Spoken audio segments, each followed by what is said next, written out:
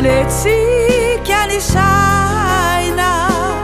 ahatsiaro anao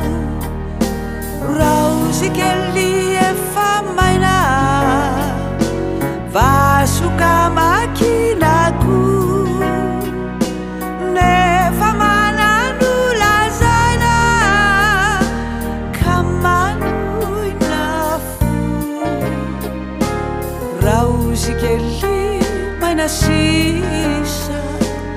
indro mamoa fo mitantara mitalisa ny natao taloha firifiry voatahiry hitako isan'andro izao zava-maro mifangaro samy mampatsiahy anao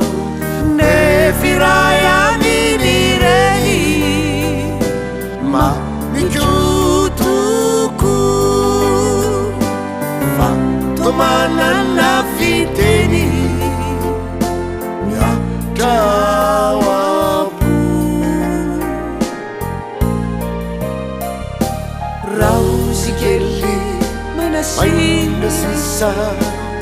indro eo mamoafo mitantara mitalisa